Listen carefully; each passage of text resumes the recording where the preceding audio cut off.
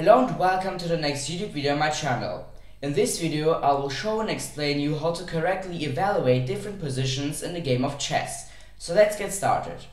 The evaluation of the position is determined by the location of your own and of course also of your opponent's chess pieces. In the position that you can see right now here on the chessboard, the location of the latest pawns is of particular importance. Since most of the pawns can't really move a lot, like for example this black a3 pawn because he's blocked, their structure changes relatively slowly. The result will be that unfortunate standing pawns, so unfortunate placed pawns, create long-term weaknesses in the position. This doesn't only weaken the pawn itself, but also the squares around it, also called the neighbor squares. Pawn structures can be very different, and to characterize the pawns standing in this or in that position applies a number of terms. So the pawns standing next to each other and supporting each other are called connected. In the position that you can see right now here in the chessboard, the white pawn on b5 is connected to the pawn on c4, and of course also the pawn on g3 is connected to the pawn on h2. But the black army also has two connected pawn duos. Also here the c and the d pawn, but of course the f7 pawn is connected to the g6 pawn. The white pawn on b5 and the black pawn on d4 are called pass-through pawns, because they are not blocked by another pawn anymore right now. So if the black king, for example, wouldn't do anything to prevent it, this pawn could just move up like this and transform into a queen in 3 moves. The presence of a passed pawn like this means big positional advantage in the endgame.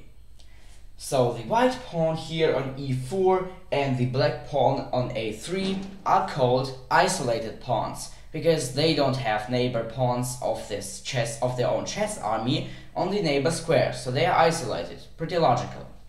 The player who plays the black chess pieces here in this position also has doubled pawns in this chess position. So they are obviously here both pawns on f7 and on f6.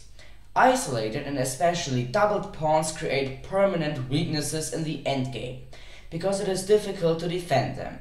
But still, every single chessboard square can become a weak or a strong square during the development of the game. Strong for one of the both players here and weak for the other one. A square like this is often the square in front of an isolated pawn or a square in front of doubled pawns, which can be occupied by one of our opponent's chess pieces, like for example the king. But also the square in front of a defended pass-through pawn can become a weak point for you. So if we come back to our position here now on the chessboard, we can see that the player who plays the white chess pieces after pawn to h4 has a slightly better position than his opponent, the player who plays the black chess pieces. Because with this and the following moves, the white army gets their kingside pawns here closer to the edge of the chessboard, and after some trades they can also create a second pass-through pawn on the h file here. And this would be very bad for our opponent and for the black king, because he cannot defend two pass-through pawns that are very far away from themselves, both at the same time. Let's now take a look at the new position. Here the pawn structure and the placement of the both kings of the both chess armies is the exactly same one, but both chess armies do have a light chess piece now on the chessboard. White has a light squared bishop on d3, and our opponent, so black, has a knight on e5, which is attacking our bishop here on d3.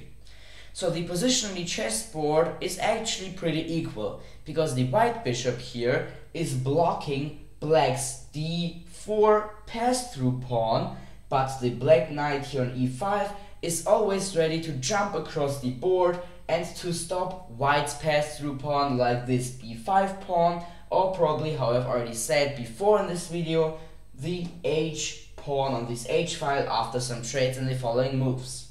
And now we will look at another position where the pawn structure and the placement of the both kings is also a bit different than here.